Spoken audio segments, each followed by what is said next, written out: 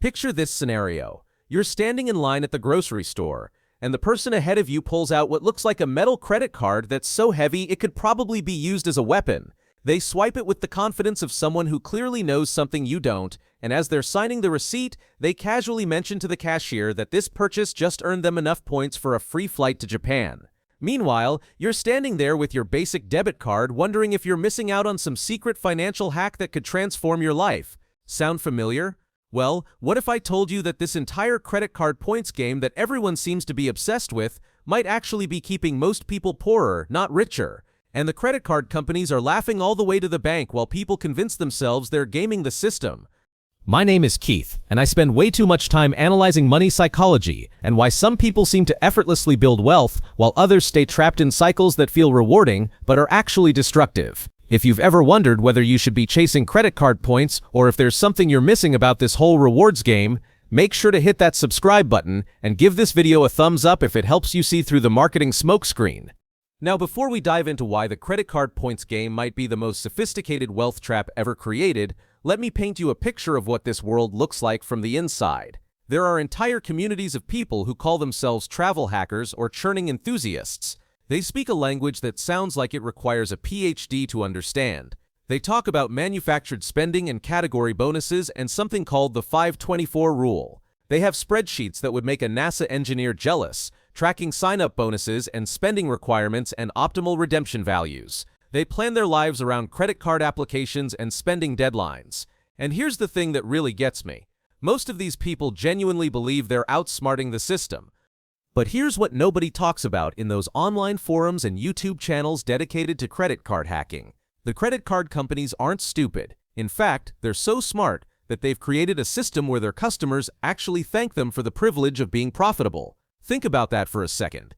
These are billion-dollar corporations with armies of data scientists, behavioral economists, and psychologists whose entire job is figuring out how to extract maximum profit from human behavior. And yet somehow, regular people with spreadsheets think they're going to outsmart this machine? It's like bringing a calculator to a supercomputer fight. Let's start with the most obvious issue that everyone conveniently ignores.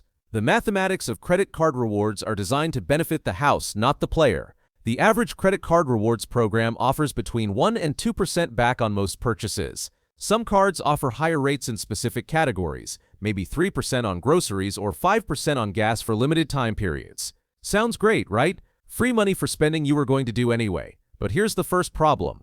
Most people don't actually spend the same amount when they're using credit cards versus cash or debit cards. Studies consistently show that people spend 15 to 20% more when paying with plastic instead of cash. This isn't because credit card users are financially irresponsible, it's because of how our brains process payment. When you hand over physical cash, there's what psychologists call a pain of payment. You literally feel the transaction. But swiping a card, especially when you're focused on earning points, creates psychological distance between you and the spending decision. So let's do the math on this. If you're earning 2% back on your spending but spending 15% more because you're using a credit card instead of cash, you're not coming out ahead. You're actually losing 13% on every transaction. That $100 grocery trip that would have cost you exactly $100 in cash becomes $115 when you're swiping for points, but you only get $2.30 back in rewards. You just paid an extra $12.70 for the privilege of earning $2.30 back, and somehow people convince themselves this is a good deal because they're focused on the rewards rather than the total cost. But it gets worse when you factor in the psychological tricks that credit card companies use to encourage even more spending. Have you ever noticed how rewards programs are always pushing you toward higher spending thresholds? Spend $3,000 in the first 3 months and get 60,000 bonus points. Spend $6,000 in the first 6 months and get 100,000 points. These aren't arbitrary numbers. They're carefully calculated based on spending patterns and designed to push people beyond their normal spending habits. The credit card companies know that if they can get you to increase your spending by even 10% to chase a sign-up bonus, you're likely to maintain that higher spending pattern long after the bonus period ends. It's like a drug dealer giving you the first hit for free, except the addiction is to earning points instead of getting high. Here's where things get really interesting from a behavioral economics perspective. The credit card companies have discovered that people will literally change their entire lifestyle to optimize for rewards. I know someone who drives 20 minutes out of their way to shop at a specific grocery store because their credit card offers 4% back at that chain. They're spending extra time, burning extra gas, and often paying higher prices for groceries, but they feel smart because they're earning more points. When you run the actual math on their extra driving time, gas costs, and higher grocery prices, they're probably losing money compared to just shopping at the closest store with their regular 1% cashback card. But the 4% rate feels like such a victory that they never bother to calculate the true cost. And here's something that will probably blow your mind. The most profitable credit card customers for the banks aren't the ones who carry balances and pay interest. Those customers are certainly profitable, but they're also high risk because they might default. The most profitable customers are the ones who pay their balances in full every month, but spend significantly more than they otherwise would because they're chasing rewards. These customers generate massive interchange fees for the credit card companies. They never default, and they've been psychologically manipulated into believing they're winning while they're actually losing. The credit card companies have literally created a customer base that pays them to be financially suboptimal. Now, you might be thinking, but Keith, what about those people who really do seem to be getting amazing value from their points? I know someone who flew to Europe for free using credit card points. And you're right, some people do extract genuine value from rewards programs. But here's what's interesting about those success stories. They almost always involve people who are going to make large purchases anyway, or who have naturally high spending patterns that align with rewards categories. The person who got a free flight to Europe probably put their wedding expenses on a credit card, or they're a business owner who is already spending thousands of dollars monthly on business expenses. They didn't change their spending behavior to chase points. They optimized their existing spending to maximize rewards. There's a huge difference between these two approaches, and most people don't understand the distinction. The real winners in the points game are people who treat credit cards like debit cards, but with better rewards. They have a specific budget. They stick to that budget religiously, and they simply choose to run their planned expenses through rewards cards instead of paying with cash or debit. These people are the exception, not the rule. And even for these disciplined users, the question remains whether the mental energy spent tracking rewards categories and rotating bonuses and optimal redemption strategies could be better spent on activities that actually build wealth. Let's talk about something called manufactured spending, which is when people artificially create expenses specifically to earn credit card rewards. This might involve buying gift cards, money orders, or prepaid cards that they then convert back to cash after earning the points. Some people treat this like a part-time job, spending hours each week finding new ways to manufacture spending without technically increasing their expenses. The problem is, even when done successfully, manufactured spending typically yields returns of $5 to $15 per hour when you factor in the time invested and fees involved. Meanwhile, these same people could probably earn $20 to $50 per hour doing almost any legitimate side hustle. But manufactured spending feels like you're beating the system, while traditional work feels like, well, work. Let's talk about opportunity cost, which is probably the most important financial concept that nobody thinks about when they're obsessing over credit card points. Every hour you spend researching credit cards, tracking rewards categories, planning manufactured spending schemes, or managing multiple cards and payment dates is an hour you're not spending on activities that could actually improve your financial situation. You know what has a much higher return on investment than credit card churning? Learning skills that increase your earning potential, starting a side business, optimizing your investment strategy, negotiating your salary. But these activities require sustained effort and don't provide the immediate gratification of seeing points accumulate in your account. There's also the hidden complexity cost that most people drastically underestimate. Managing a sophisticated credit card reward strategy isn't just about choosing the right cards and meeting spending requirements. You need to track rotating categories, monitor annual fees, remember when to downgrade or cancel cards, optimize point transfers between programs, and stay on top of constantly changing terms and conditions.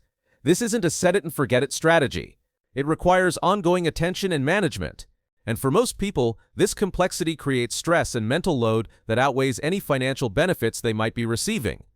I know someone who spends at least 5 hours per week managing their credit card portfolio and planning their redemptions. That's 260 hours per year, which is more than 6 full work weeks. Let's say this person earns $2,000 worth of travel rewards annually through their churning activities. That works out to less than $8 per hour for their time, and that's assuming their rewards actually provide $2,000 in genuine value, which is often debatable when you factor in travel restrictions and blackout dates. Most people could earn significantly more than $8 per hour doing almost any other productive activity. But here's where the psychology gets really interesting. And this is something that explains why the points game is so addictive despite being financially suboptimal for most people. Credit card rewards provide what behavioral economists call variable ratio reinforcement.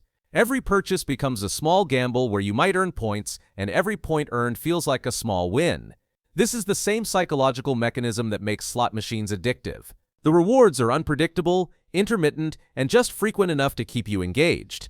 Your brain gets a tiny hit of dopamine every time you see points post to your account, and over time this creates a compulsion to keep playing the game, regardless of whether it's actually beneficial. The travel rewards aspect adds another layer of psychological manipulation. Travel represents freedom, adventure, and experiences that feel more valuable than their actual cost. When someone says they got a free flight to Paris, it sounds infinitely more impressive than saying they earned $800 in cash back. But that flight to Paris might have restrictions that make it less convenient than a paid ticket, it might not include the dates you actually want to travel, and it definitely required you to alter your spending patterns to earn those points. But none of that matters because the story of the free Paris flight is so much more compelling than the reality of the financial trade-offs involved. Here's something else that nobody talks about in the credit card rewards community. The people who are most successful at extracting value from these programs often have spending patterns and financial situations that are completely different from the average person trying to replicate their success. The blogger who's documenting their amazing redemptions might be a business owner putting tens of thousands of dollars in business expenses on personal credit cards. Or they might be someone with naturally high spending due to a large family or specific lifestyle requirements. When a regular person with normal spending patterns tries to replicate these results, they end up artificially inflating their expenses or making suboptimal financial decisions in pursuit of points that aren't actually improving their overall financial picture. The travel hacking community has also created a culture where spending money becomes gamified and socially rewarded. There are online communities where people share their latest sign-up bonuses and redemption successes. There's social status associated with having premium credit cards and being able to casually mention your latest points-earning strategy. This social reinforcement makes it much harder for people to objectively evaluate whether their credit card strategy is actually helping or hurting their finances. When you're getting social validation for your churning activities, it becomes emotionally difficult to step back and ask whether you'd be better off with a simpler approach. Let me tell you about the annual fee trap that catches almost everyone who gets serious about credit card rewards. Premium cards with annual fees ranging from $95 to $695 are marketed as providing superior value through enhanced earning rates and premium benefits. The math seems compelling at first glance. Pay a $450 annual fee for a card that offers 3% back on travel and dining versus 1% on a no-fee card, and you'll come out ahead if you spend more than $22,500 on travel and dining annually. But here's what the credit card companies know about human psychology. Once people pay an annual fee, they feel compelled to justify that expense by spending more in the bonus categories. This is called the sunk cost fallacy, and it leads people to make spending decisions based on maximizing their rewards rather than minimizing their costs. I've seen people choose expensive restaurants because their credit card offers triple points on dining, even though they could get the same satisfaction from cheaper options. They book hotels through credit card portals that offer bonus points but charge higher rates than booking directly. They take vacations they can't really afford because they've convinced themselves the points make it cheaper. The annual fee creates a psychological pressure to spend money to justify the fee, which is exactly what the credit card companies are counting on. Here's another psychological trap that's particularly insidious. The credit card companies have figured out how to make people feel smart while making them act stupid. When someone successfully navigates a complicated redemption process and books a business-class flight to Tokyo using points, they feel like a financial genius. They've beaten the system, outsmarted the corporations, and proven their superior intelligence. This emotional high becomes addictive, and people start chasing increasingly complex strategies just to recreate that feeling of outsmarting the system. But what they're actually doing is spending enormous amounts of time and mental energy to extract value that's often less than minimum wage when you calculate their hourly return. The data shows us exactly how profitable this psychological manipulation has been for credit card companies. The average household with credit card rewards debt spends approximately 16% more annually than households using cash or debit cards for the same purchases. That means if you're spending $40,000 per year and earning 2% in rewards, but spending 16% more because of psychological factors, you're paying an extra $6,400 to earn $800 in rewards. That's a net loss of $5,600 annually, disguised as a reward program that makes you feel financially savvy. But perhaps the most devastating aspect of the credit card points obsession is how it trains people to think about money in ways that actively prevent wealth building. When you're focused on optimizing every purchase for maximum points, you're thinking about money as something that should always be flowing out of your account. You're looking for excuses to spend rather than reasons to save. This mindset is completely opposite to what wealthy people actually do, which is look for ways to keep money in their accounts so it can compound and grow over time. And let's talk about what this obsession with points often replaces in people's financial lives. I've seen people who can tell you the exact redemption value of every major airline program but have no idea how much they're actually spending each month or whether they're on track for their retirement goals. They optimize credit card categories with mathematical precision, but never optimize their investment allocation or tax strategy. They'll spend hours researching which card offers the best return on restaurant spending but never negotiate their cell phone bill or shop around for better insurance rates. It's like perfecting your technique for rearranging deck chairs while the Titanic is sinking. The most concerning trend I've observed is how credit card churning can become a substitute for actual wealth-building activities. The points game provides a sense of financial sophistication and progress without requiring the fundamental changes in spending and saving habits that actually create wealth. Someone might feel like they're being smart with money because they're earning 3% back on their grocery purchases, but if they're not saving and investing at least 20% of their income, they're still going to be broke in retirement regardless of how many points they've accumulated. Here's the math that should scare you. Let's say someone spends 5 hours per week optimizing their credit card strategy and earns $2,000 annually in travel rewards. That same time investment redirected toward increasing their income by just $10,000 annually would result in an extra $400,000 over a 20-year career when you factor in investment growth. But earning extra income requires developing skills, taking risks, and doing work that isn't immediately gratifying. Chasing credit card points feels productive while requiring no real personal development or financial discipline. Here's another angle that most people never consider. The points game often leads to what I call lifestyle inflation through rewards justification. People convince themselves they can afford more expensive vacations, nicer hotels, or first-class flights because they're using points rather than cash. But those points represent real money that was spent to earn them. When you use 50,000 points for a hotel room, you're not getting a free room. You're getting a room that you prepaid for through your previous spending, and you probably paid more for it than if you had just booked and paid for it directly. The credit card companies understand this psychology perfectly. They've created a system that makes people feel financially savvy while actually encouraging behavior that reduces wealth accumulation. Every dollar you spend chasing points is a dollar you're not saving and investing. Every hour you spend managing your credit card portfolio is an hour you're not investing in activities that could actually improve your financial situation. And every decision you make based on rewards optimization rather than financial optimization moves you further away from real wealth building. But here's what's really insidious about the whole system. The credit card companies have enlisted their own customers as unpaid marketing representatives. The people who are most enthusiastic about credit card churning become evangelists for the programs, sharing their success stories and encouraging others to join the game. They genuinely believe they're helping people by sharing their strategies, but they're actually recruiting new players for a system designed to extract profit from human behavioral weaknesses. There's also the credit score impact that people often overlook when they're focused on maximizing rewards. Opening multiple credit cards in a short period can temporarily lower your credit score through hard inquiries and reduced average account age. While the impact is usually temporary, it can affect your ability to get the best rates on mortgages, auto loans, or other credit products when you actually need them. Some people get so caught up in the points game that they prioritize credit card applications over more important financial decisions like buying a home or refinancing existing debt at lower rates. Now, I'm not saying that using credit cards is always bad or that rewards programs never provide value. If you're someone with excellent financial discipline who treats credit cards exactly like debit cards and optimizes your existing spending for rewards, you might come out ahead. But for the vast majority of people, the psychological and behavioral costs of chasing credit card points outweigh any financial benefits.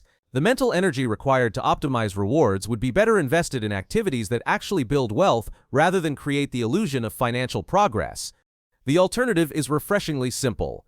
Use 1 or 2 credit cards for convenience and basic fraud protection. Pay them off in full every month without thinking about it. Focus your financial energy on the things that actually matter: earning more income, saving a high percentage of what you earn, investing in low-cost index funds, and avoiding lifestyle inflation. These aren't sexy strategies that generate exciting redemption stories, but they're the activities that actually create wealth over time. So the next time someone tries to convince you that you're leaving money on the table by not playing the credit card points game, remember that the house always wins. The credit card companies didn't build billion-dollar businesses by giving away free money to customers who outsmart their systems. They built those businesses by creating sophisticated psychological traps that make people feel smart while making decisions that benefit the credit card companies. The real trap isn't missing out on points. The real trap is believing that optimizing rewards is more important than optimizing your actual financial situation.